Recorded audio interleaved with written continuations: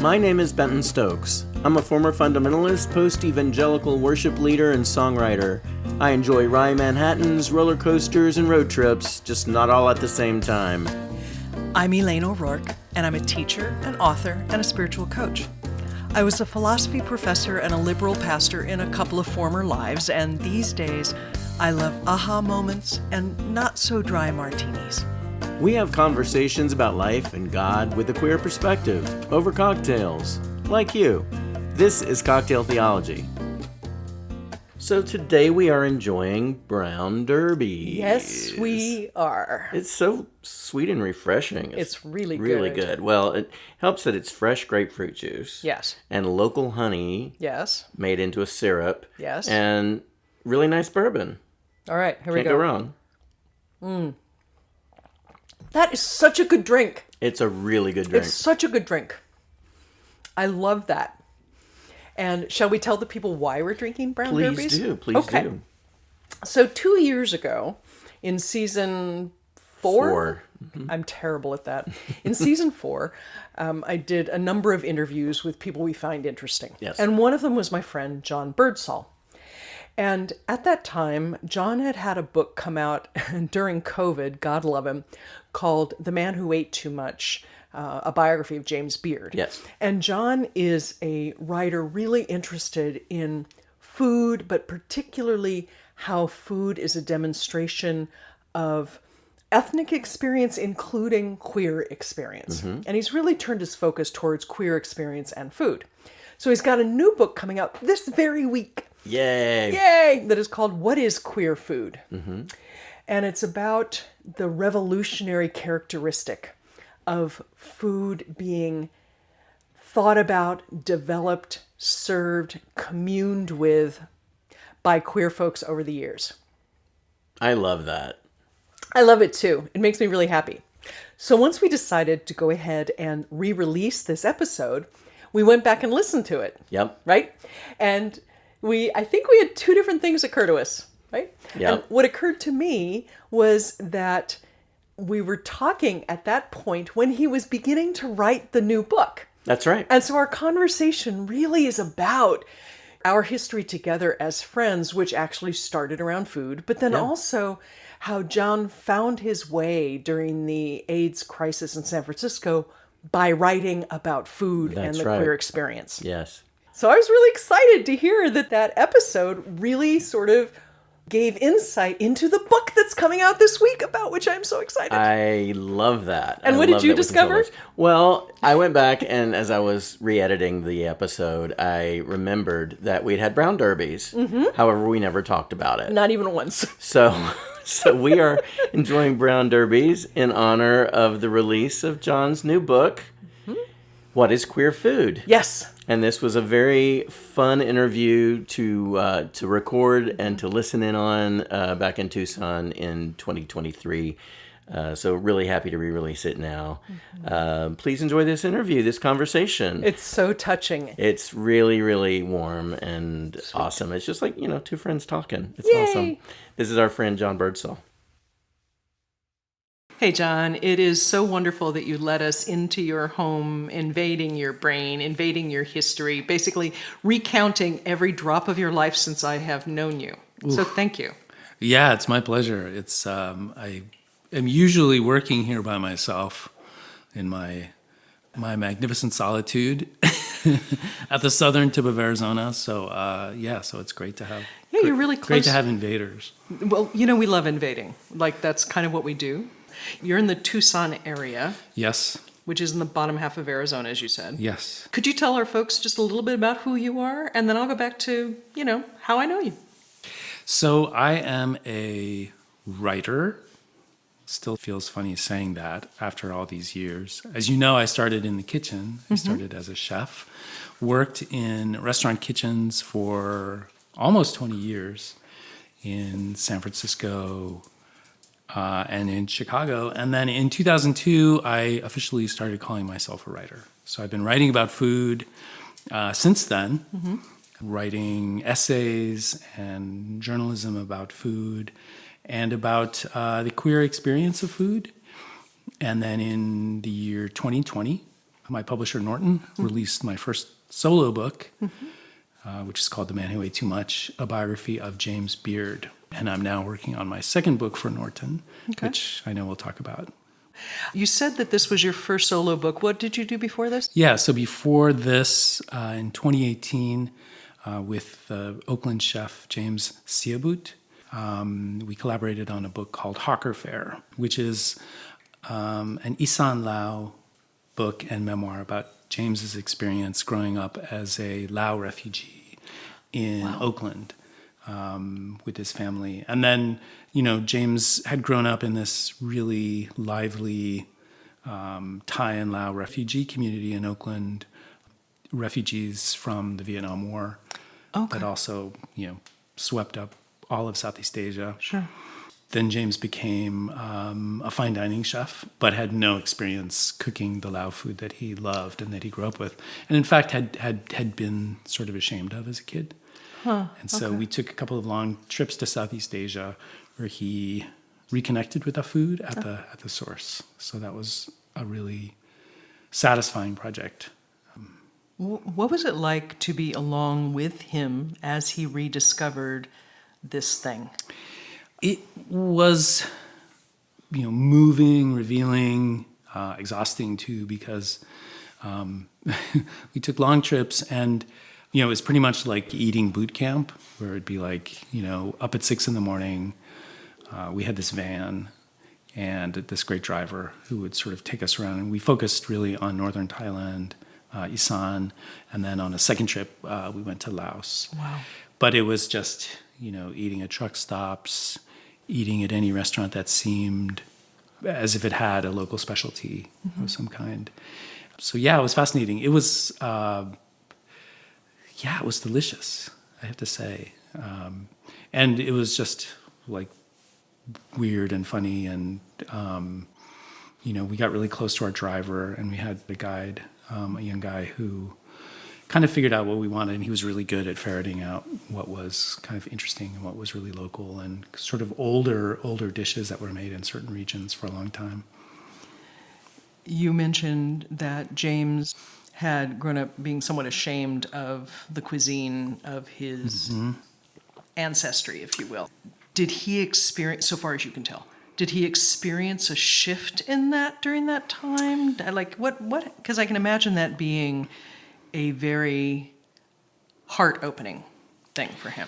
Yeah, it was.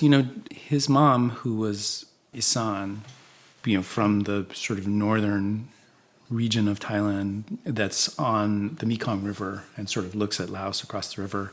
So, Lao food and Isan food are closely related. And in Oakland, his mom became a cook in Thai restaurants. And then she was really entrepreneurial, and so at some point they had saved enough money so that she could acquire a restaurant in Concord, California, in the Bay Area, a town that at that point in the 80s didn't have a Thai restaurant. And so she opened a Thai restaurant, and really what we think of as that really cliched like Thai American restaurant where there was essentially no Lao food, certainly not the kind that James grew up with.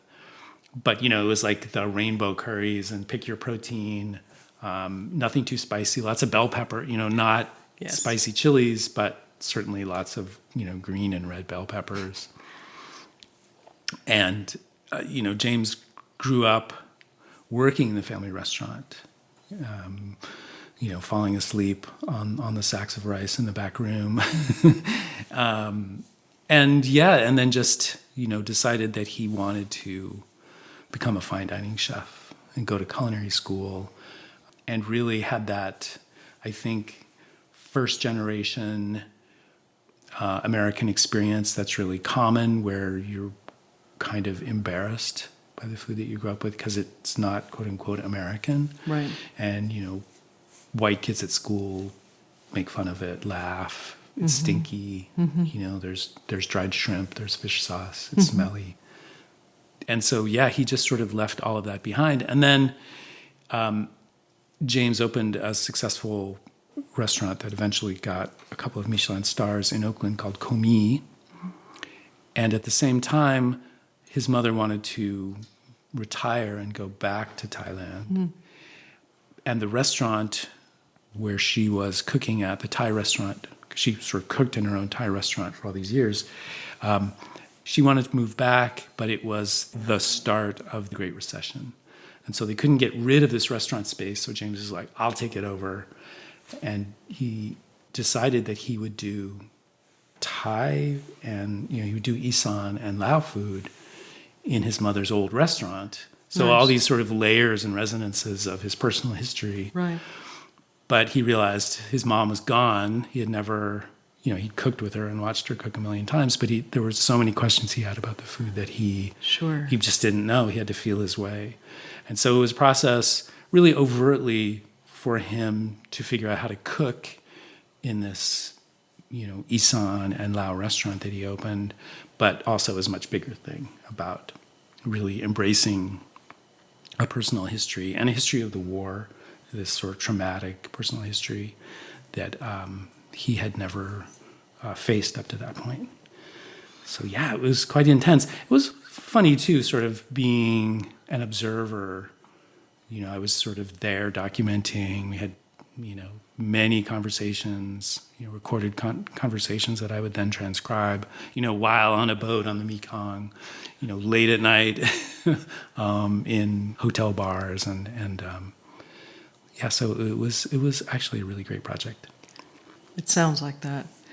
So you and I have known each other. I was trying to calculate this not too long ago. Yeah. We met in 1989, 1991, somewhere in there. You were working at Real Foods. Right, at the Real Food Company on Polk Street in San Francisco. Right. I think it must have been 1990. Must have been. That's my best guess. Yeah, I'm trying to remember which girlfriend I was with, because that would actually tell me when it was. Yeah. But I don't think I knew. I mean, all right, it didn't. It's not something that's stuck. No, it wouldn't be something in Yeah. your head. The way I knew you was I was working at this deli that had great food, like it had deli dish type food that people would buy in pints and quarts and so forth. And there was this guy in the attic who made the food. Yeah, the kitchen was upstairs from the store. It was a sort of natural foods grocery store that kind of morphed into a sort of fancy deli. In essence, Whole Foods sort of copied this whole concept, but Real Foods put a lot of care and thought into making food that would be delicious, that would be well seasoned, well cooked, that would, we're constantly tasting and reseasoning things. A salad that would sit in the deli case for half a day, something like that. Right. And trying to give it an emphasis of produce, fruit, local produce when we could, that kind of thing. So yeah, I'd sort of taken my restaurant experience and worked with the manager there, Chris Leishman, the kitchen manager, who was great and inspiring, and asked if I would come and work with her. So we were cooking this food, and I remember you would come up. There was the service elevator Right. that would come up into the kitchen, and you would sort of get bowls and containers of salads to take downstairs and put in the case. Right. And that's actually my memory of you is coming out of the service elevator with a cart to come and get more like Moroccan carrot salad or Chinese noodle salad. I totally forgot about the Moroccan carrot. The Chinese noodle I tried to replicate the other day using the recipe that you pointed me to, and I was like, I can't do this.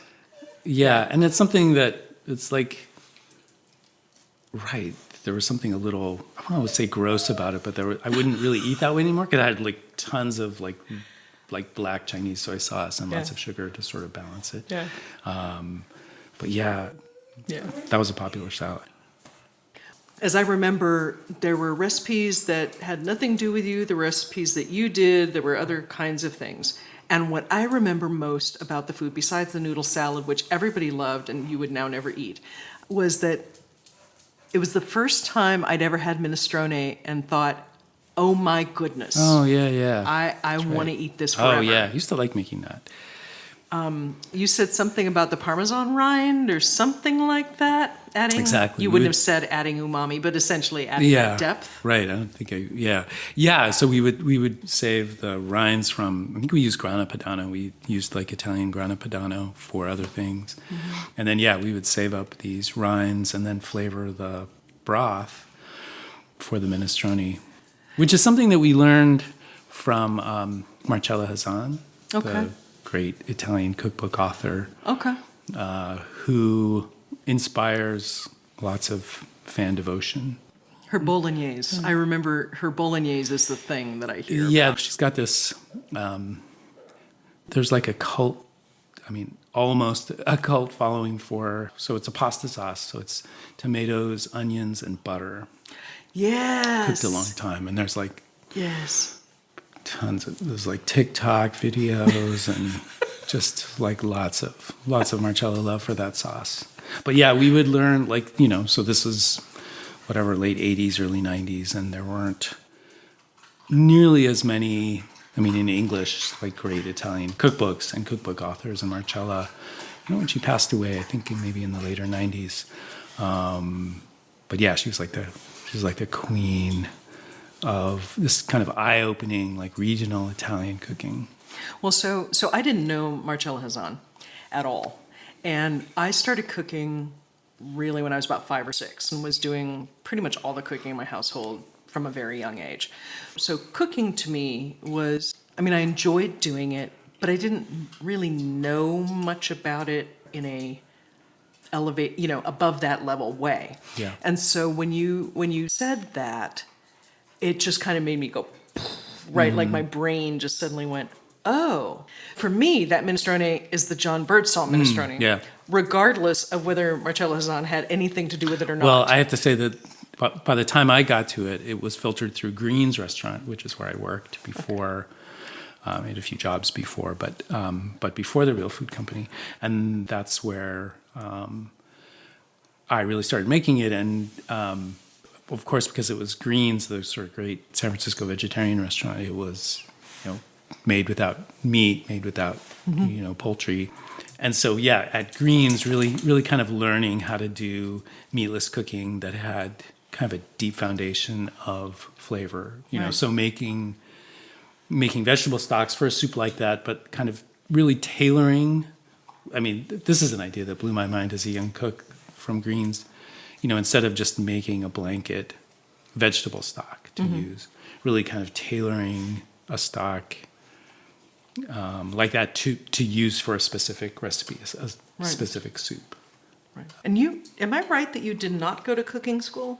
Am I remembering that I did not go to correctly? cooking school. Yeah. So I started cooking in a weird time and place. It was, San Francisco, and I think I started working at Green's, I think it was 82 or 83. And, Green's was run directly by San Francisco Zen Center as a practice place for Zen students. Right. And I was one of the few or first non-Zen students who was actually allowed to work there. Okay. They had staffing issues, and they decided to bring in people from outside of the strict Zen Center community. Yeah. Green's was almost like a spin-off of Chez Panisse. Right. Deborah Madison. Berkeley. The sort of famous Alice Waters institution that's still thriving. Right. And so, Deborah Madison, who was a Zen priest, but also did some shifts in the pastry department at Chez Panisse, when she opened Green's for Zen Center, it sort of brought the same kind of kitchen culture that had existed at Chez Panisse to some extent. Okay. And part of that culture was, there was a value placed on being an amateur. A lot of the famous cooks who had worked there, a lot of them didn't have formal kitchen training, but they came to cooking from a love of certain cookbook authors like Marcella, especially Elizabeth David, huge British cookbook author, Jane Grigson, Richard Olney for sure. And there was almost a kind of a snobbery, this kind of a weird, like reverse snobbery. Like in those days, a culinary education was, like that's what you did if you wanted to get a union cooking job in a hotel or something. Oh, gotcha. So there was a lot, and hotel restaurants were not that good at that time. And so if you really committed, if you really loved cooking, you'd be into the literature of cooking. You would be into these amazing guides, these authors who wrote about cooking in a certain way. And so, really to get my job to sort of prove that I was passionate and committed to cooking in a certain way, I just immersed myself in those authors, especially Elizabeth David and Richard Olney as well. Mm-hmm. That's what sort of gave you your credibility in that world, in that culture. But of course, the downside is that the knowledge we had was really from experience only. We had no training, and so when something that required technical knowledge or expertise happened, for instance, we would have to make a large quantity of garlic mayonnaise, right? aioli, and we were required to do it by hand, just a bowl and a whisk. I know. We couldn't use the food processor. Sorry, for those of you who can't see me, I'm rolling my eyes right now. It was like the hardcore, yeah. That was like the hardcore kitchen culture. Did you have to put on the robes first and tie them around? No? Okay. Yeah, essentially. Okay. But then, you'd get 10 cups into this mayonnaise, and if it broke, nobody knew how to fix it. Right. And so you'd have to call somebody. So I remember there was always somebody at Chez Panisse who, the head of the kitchen at Greens, would call and be like, "What? How do you fix it again?" And he'd be like, "Okay, wow. Get boiling water. Start over with new eggs, whatever." And it was just like, oof. So even though we looked down on formal kitchen training, there was something useful about having that training. It's interesting to me and inspiring, and one of the many things I love about you, besides your writing, which is a whole other thing. It's interesting to me that cooking has stayed a current for you. Even when you left professional cooking, and I know that Real Foods was not your last professional cooking job. As I recall, when you left professional cooking, you did not put it this way. I am being blunt. But you said something along the lines of you were tired of cooking for people who didn't care about cooking. Right. Yeah. That's right. I probably did say that. Yeah. Something in that. It's something in that way. And we're going on to thinking about it differently, right? Yeah. But saying that says it a lot about your relationship with cooking, right?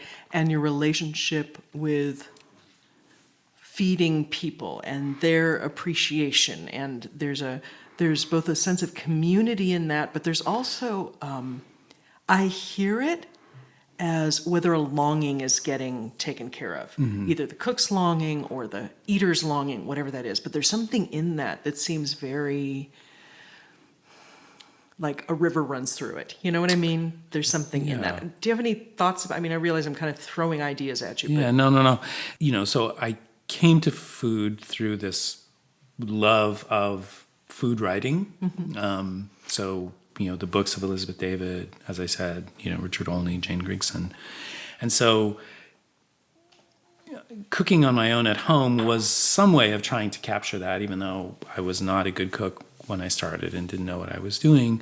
And then getting a job in a restaurant, my job at Greens was essentially, it wasn't called it, but it was essentially an apprenticeship where it was just focusing on certain simple tasks. And because there was this very quiet Soto Zen culture in the restaurant, it was all about really staying mindful of your breath, your body's position while you were doing these very repetitive jobs, to say chop 6 cups of mixed herbs in a shift, or, prep and wash 3 crates of lettuce for the evening.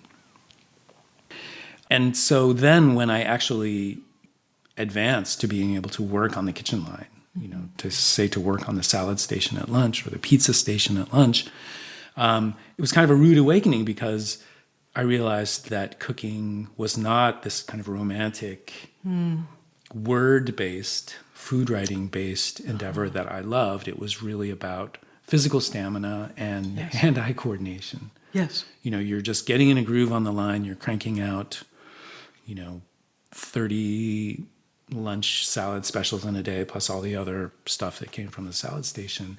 And so there's this great satisfaction that came from getting into the groove and learning how to do that well and efficiently, where you're not wasting physical movements. But it's really a job, it involves your body and not your mind so much, or your imagination. It's really a physical thing, which is cool. And also that group of restaurants, that culture of restaurants in the Bay Area that sprang from Chez Panisse, the sort of mantra of those restaurants was community. Alice Waters' vision was that food brings people around the table, and not only the community of eaters, but the community of small local farmers. So cooking and sourcing food in a certain way created this community that could change the world, that could change the heartless, globe-destroying, climate-destroying food system in America. And this food system that had developed in a way that sort of kept people from really connecting at the table, coming together for family dinner. So there was this myth, I think, that we all told ourselves that we were cooking for a community. But the reality was you're cooking for an affluent group of diners who can afford to be at the restaurant. Sure. So whatever, BS there was about bringing everyone together, the everyone was people with enough, with enough money to come to the restaurant and who had the same kind of aesthetic appreciation, which took a certain background, certain level of education. There was no talk. We had no talk of farm workers. We had no talk back then of, those questions of like equity. When Slow Food America arrived, unlike the Italian movement, which really was focused on social justice in many ways, it was food that was fair. It was good, clean, and then the third part of the slow food slogan was fair. In America, my experience of it, working in those restaurants, was that the fair part nobody really thought about that much, or they might have paid lip service, but nobody at that point was thinking about unionizing farm labor in Watsonville. Right. I mean, there was one grower, there was one strawberry grower, Swanson Berries, and they were really proud that they had a union contract with their workers. But that was nothing that anybody talked about. And so, at some point, I was done with that myth that food builds community, and tired of the people I cooked for not really being people in a community that I wanted to feed, necessarily wanted to feed. I mean, I was fine having a job and cooking for people and doing food that I felt proud of and that I thought was important in some way. But it wasn't, it was really an exaggeration, if not a lie, to say that it was nurturing a community. Which eventually, I think, made me question who my community was.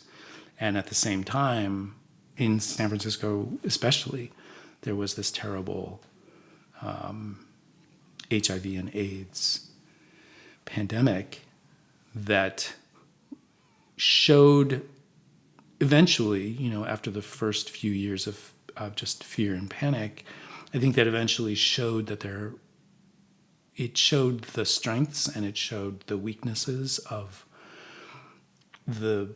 at that time I considered the gay community much more my community. But that experience of AIDS really highlighted what was deficient about that community, but also where I might fit in. It sort of gave me an opening to figure out who my community was and what work I could do in that community that would kind of satisfy my need to feel like I was doing something important. So let's stay on that shift in your understanding of community and where your community was for a minute. As I recall Chez Panisse, and this may be a false memory, but I recall there being a communal table at Chez Panisse. Something like that, and I don't remember why I think this. And again, it may be a false memory, but the idea of it connects to so many communal tables in very broadly spiritual traditions. So you've got the communal table of, the Christian Lord's Supper. You've got the communal table of a monastery. You've got the communal table in Zen. I mean, you have these various kinds of communal tables. And I'm thinking in that sense of who sits around that communal table, right? And you're talking about now, as I'm listening to you, that sense of who sits around your communal table. Like, who are you doing stuff for? Who are you doing it with? Where do you see yourself? How is that being built? Really coming into a clearer sight during this horrible, horrible crisis in San Francisco and elsewhere in the late 80s going into the 90s. Yeah. Yeah, and I mean, it was something that I really struggled with at the time because I was not, for whatever reason, my approach was not, for instance, at some point in the 1980s, a woman named Ruth Brinker launched an organization, a nonprofit called Open Hand, that would solicit, basically fundraise and solicit donations and prepare meals for people with AIDS and deliver them to them in their homes. And that was something, people I worked with would volunteer at Open Hand, and it's something that I thought about, but for some reason that didn't feel like it was my way. And I'm not proud of that. The reality of that decade and that crisis was that there was no end of shame and guilt about my own reaction to the crisis and what I did in response to it. And at the same time, the reality of that, especially before there was any testing, certainly before there were any experimental drugs, but before there was even any effective testing, there was just that sense, that assumption that myself and people I knew, men that I knew, that we probably had all been infected with HIV, and that it was just a matter of time, before we would have full-blown AIDS and die. So there was also that sense of, it was a weird sense of like a fatalistic idea that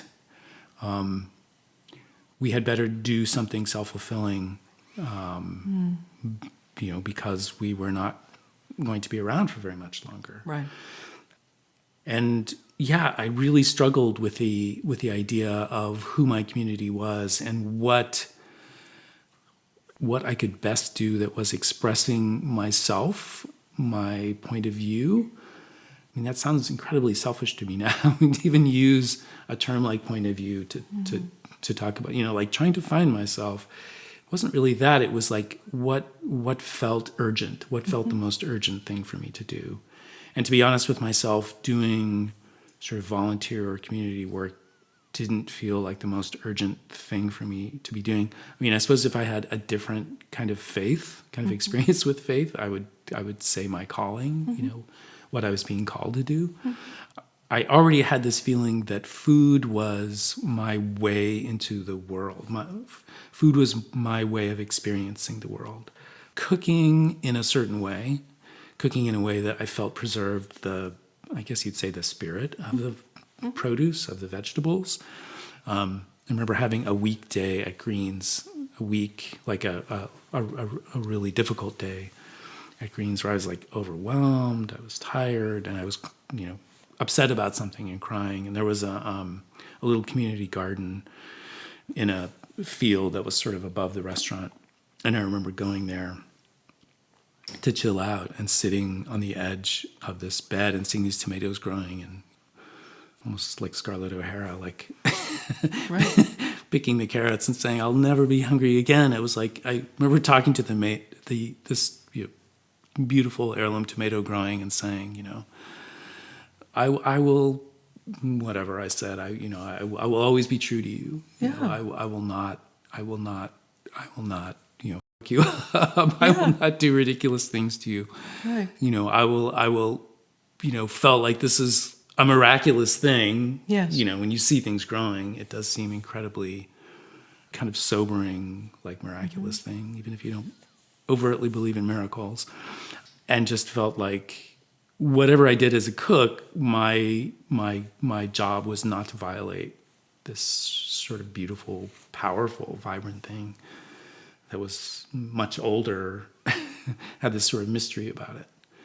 So in terms of looking at this kind of calamity that was happening all around me, I just, I wondered, how did I fit in? How could I use my talents to be present, to do something urgent in this community? I remember I read an interview where the poet Tom Gunn, a great gay poet who lived in San Francisco, wrote poems about the AIDS crisis. And in an interview, he was asked to sort of talk about the community, and he felt like the phrase "the gay community," he always felt that it was bullshit until he really needed it. Right. During the height of the AIDS crisis. So right. I think I felt in a similar way that just really heightened that I needed to do something. It didn't clarify what it was at the time, that I needed to do, but I was sort of committed to cooking in a certain way, and that felt urgent and important. We talk about many different kinds of service, and I think my bet is all religious traditions, but I know of at least 3 this is true, so I can go with that. There is a sense that you do service to other people in order to gain humility. You serve in order to put yourself in somebody else's place. You serve for those reasons. And those are all totally legit reasons. Then there's the kind of service that comes out of a particular compassion for a particular outcome for a particular set of people. Right? So on the days when I would rather not be kind to my daughter, I am kind to my daughter because I respect her and want her to do well. Right? So there's that. Then there's another kind of service that comes out of where our passions and the needs of the world meet. Right? To quote Niebuhr on this. I think it's Niebuhr. I'll have to look. To quote somebody on this. But that idea that who we are deeply and what the world needs, there is a certain kind of magic or miracle when those two intersect. When we see the deepest reality of the world's pain or any community's pain, and what we have that is special and unique that nobody else can do exactly like us. And this doesn't have to be highfalutin, right? It's not this great calling that if you don't do it, you've missed it and it will never happen. But it is about that very specific, unique connection between who we are, our experience, our gifts, our talents, the things we love, blah, blah, blah, blah, blah.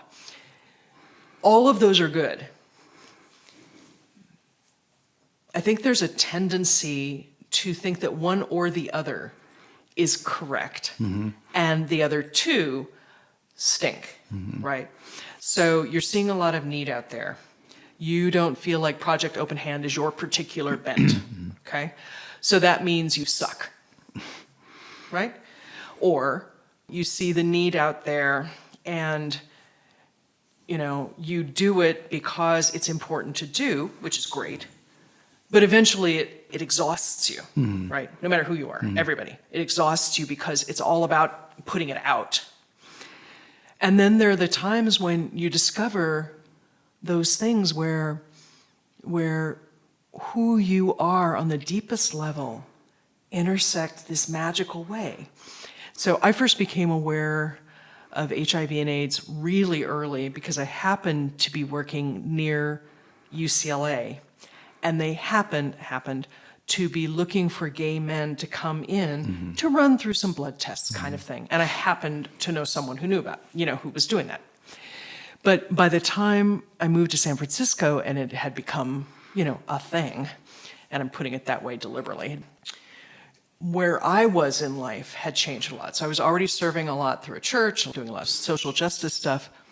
And I love doing all of it. But I think the part that mattered to me the most was actually having contact with people who were dealing with crap, you know? And there's nothing wrong with that. Even if it was one person at a time for 10 minutes at a time, rather than 30 people getting fed. Right. So I hear you on that. And I think just for our listeners, I really want to lift up that serving is good. And if you are doing good in the world, that is a good thing.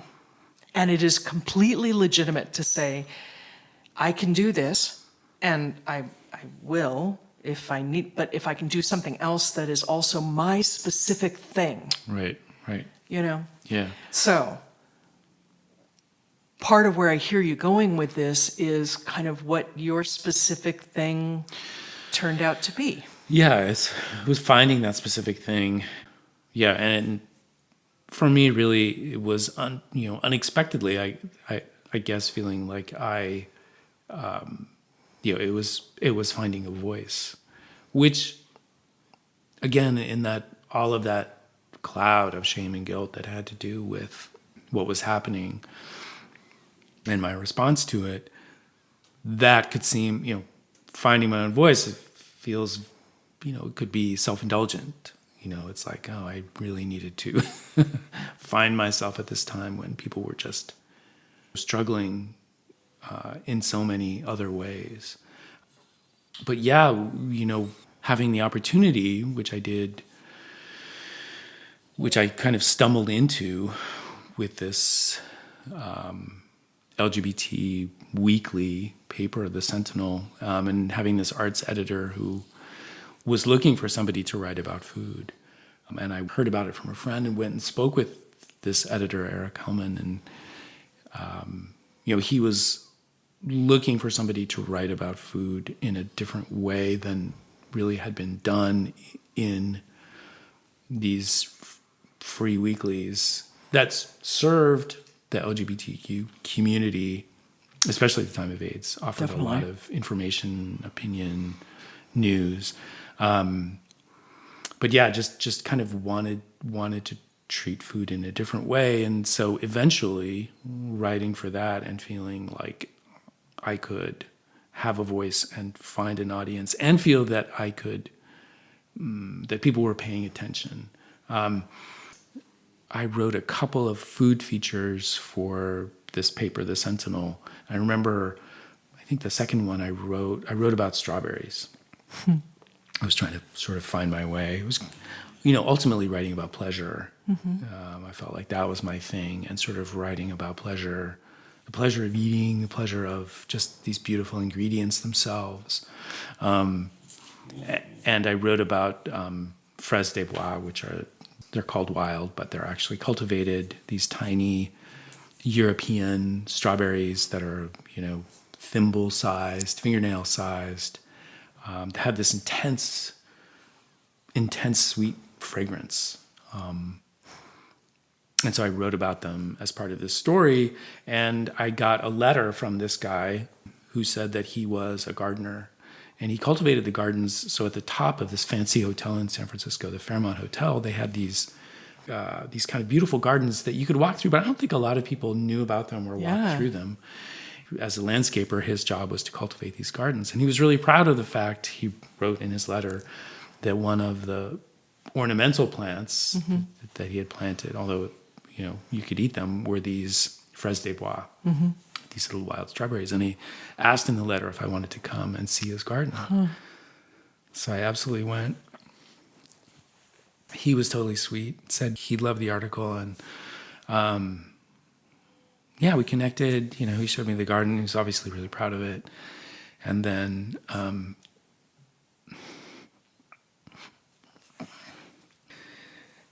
I didn't hear from him again. And then,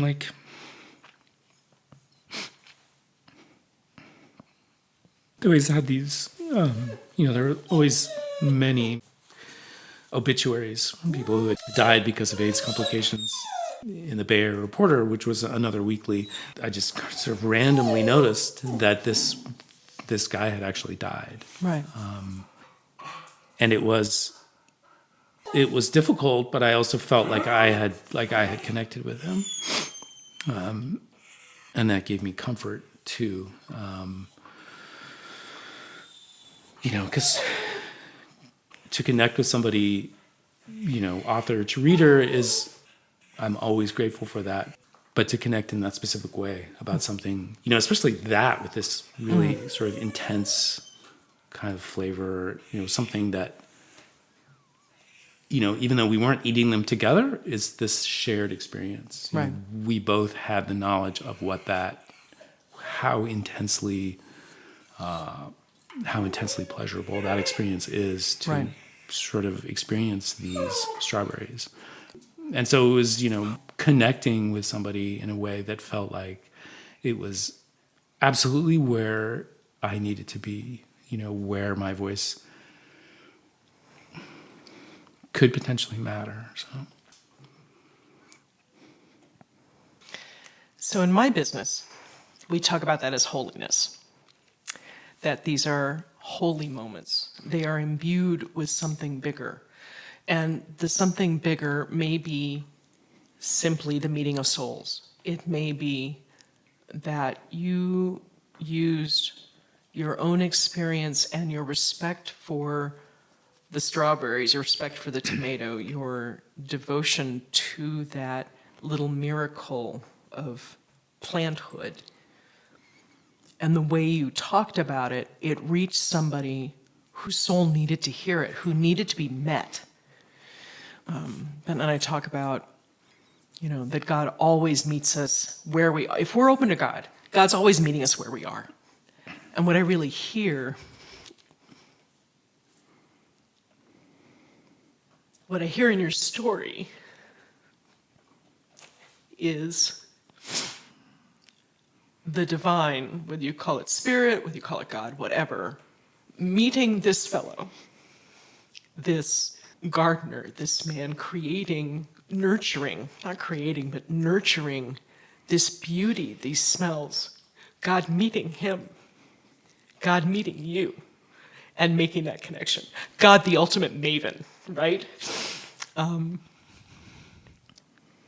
There's something so precious in that, and so life-affirming in that, in the midst of all that death, that of course it was meaningful to you. Of course it shined a light on something you could do that was yours. Of course it did. And from my perspective, whether it's your perspective or not, from my perspective, that's God saying, okay, John, I've given you this gift. I'm setting you up for this. You're now getting this feedback. Go do this thing. Right. Right. And personally, as someone who reads your work and loves your work, I'm so grateful. You didn't say, go to hell with you, God. I'm not going to do this, right? Because it isn't easy work. Writing is lonely and hard, and sometimes you get feedback, and sometimes it's just rough. And we both write, both Ben and I write in different ways, and it's hard darn work. But I'm so grateful that the fraise de bois, is that how you pronounce it? How do you pronounce the flower? The fraise de bois. Fraise de bois. Yeah. I'm so glad that the fraise de bois made that connection between you and honestly the rest of us. Because you continue to do that. You continue to help God meet us. So you put out a book in 2020 called The Man Who Ate Too Much. And it is a biography of James Beard, who I'm going to describe for the moment, and you can change this, who was an iconic American celebrity chef before there were celebrity chefs, right, in a particular way, who was also gay and also had parts of his life that people knew and people didn't know and that he hid, and there were all of those complexities of being this person. Yeah. Right? Is that a fair way of putting it for the moment? Yes, I think that's great. Okay. One of the things you did so magnificently in that was show the complexities of being any human being, but particularly James Beard, with all of it. Is there anything in particular about that book that kind of ties back to this sense of your own calling, your own expression, you're reaching through the strawberry? Yeah. Yeah, I mean, very much so. So I grew up in a suburb of San Francisco. And so, it was 10 miles south of San Francisco, this suburban community. It was pretty conservative, socially pretty conservative. And our neighbors were this gay couple, Pat and Lou. And my parents became very, very close to them, very good friends. And so they became like uncles to me. I used to call them Uncle Pat and Uncle Lou. I was too young to think about, I knew that they were a couple, that they lived together. I was too young to think much more than that about it, and just that I loved them. I loved the life that they seemed to have, the joy and the pleasure that they had. When we would get together with my parents and they'd have cocktail parties and things like that. And then, when I got older, Pat, one of the men, died suddenly, unexpectedly when I was 11. And I realized that what they had together couldn't exist for very long. That, Pat's family got involved and they had never approved of Pat's life with Lou.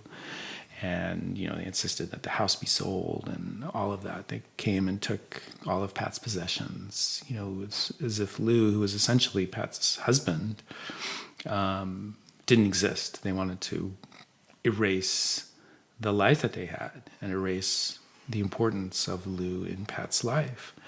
And I, witnessed all of this as a little kid without really realizing all of what it meant. Of course. I knew the joy and happiness and how it would happen with food too, food and drinking and parties.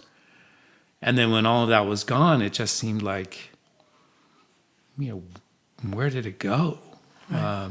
It just vanished. It was so fragile, as it turned out. Yeah. It was so easy for the world to forget about it. And the world wanted to forget about it all along. The other neighbors didn't approve of my parents' friendship with these men, and certainly not having, their boys, me and my brother, be partly raised by these guys. Right.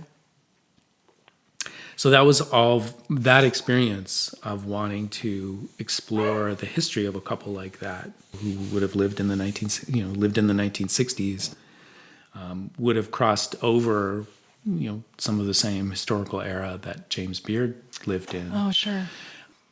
So I felt like I had some understanding of that generation. James Beard was older. He was born in 1903. But I wanted to experience, I wanted to understand the experience of queer people who lived at that time. A very challenging, difficult, punishing time for queer people. And so I felt like, the book really came from that emotional place in me. Feeling of wanting to find this lost world, find the emotions of this lost world, and to try to understand the experience of, people like Pat and Lou, who I loved, and I had no way, as I was discovering my own sexuality and coming out. I would have loved to have had them as kind of my elders to helped me through a lot of things, and they had been wiped away. So the Beard books very much came from that project of trying to reclaim that in my own life. It is one of the gifts of that book that you give a certain kind of elderness into the world, your own, but also Beard's, and the struggles of all of those things, and the joys and the remarkableness. Yeah, and I also, almost as a form of protest, I wanted to make the point, not very subtle point, that someone like James Beard, who lived precariously in many ways, he was one of the most sort of famous Americans for a good 2 decades, you know, the 1960s and 70s, even into the 80s. One of the, you know, he had a very distinctive physical presence, you know, very, very large man, bald, you know, liked to be photographed smiling, laughing, had this very kind of affable public persona. But sort of looking through that, and then also making the point that this person who didn't have an easy identity, that he influenced the way that Americans ate in much, much larger ways. And then just also really ultimately wouldn't be appreciated for that, you know, in part because of the sort of difficulty of kind of embracing who he was. So. It reminds me a little bit of the movie Hidden Figures. That, what you've called excavation, right? And excavation both of history and of people in history, but also ourselves, and who we are and how we matter and how we connect. Yeah. I think you found that way of serving. Yeah, and I'm grateful for it. Yeah. And that was Elaine's chat with our friend John Birdsall. We are so excited to be celebrating with him the release of his new book, What is Queer Food? And John is going to be around the country doing a number of dates. We're going to get to see him. That's right. In Oakland later this month. That's right. So, but before that, I want to tell you that he is in New York this week. He's in Washington, D.C. on, I think, your birthday. Then he's in Detroit and Three Oaks, Michigan, and Chicago, and Los Angeles, and then Long Beach. And then finally he comes to a place we care about, and he's in San Francisco on June 22nd. We care about the other places. We do. June 22nd, and then he's going to be at Bombera in Oakland, California on June 23rd, and we're going to be there. We will be there. I'm so excited. And then other places as well. It's very exciting. So if you go to his website, John, spelled the usual way, Birdsall, BIRDSALL.com. You can get all that information, get tickets, find out all of that stuff. The book's available everywhere, Amazon included. Really encourage people to read it, not just because John's a friend and not just because he's a lovely writer, but also because for our folks, I think they'll recognize the spirituality in everything he does, whether he calls it God or not. Yes, absolutely. And as always, listeners, we love hearing from you. CocktailTheology.com is where we are. We love getting ideas for episodes, cocktails, and the rest. So thanks for joining us. New episode next week, every Thursday. That's right. Till next time. Bye. Bye. Funny how the view can change, how life just seems to rearrange itself, no matter what it was. I don't know how it goes, but look, moving on feels pretty good. Moving on feels pretty good. If you enjoyed this episode, please give us a like and hit subscribe wherever you're listening right now. We welcome your comments, questions, and ideas for conversations and for cocktails. Please get in touch with us at our website, CocktailTheology.com. Cocktail Theology is a production of SFS. Our theme song is Moving On Feels Pretty Good, recorded by yours truly, Benton Stokes. You can find my music wherever you stream your favorite artists. Join us next Thursday for another new episode.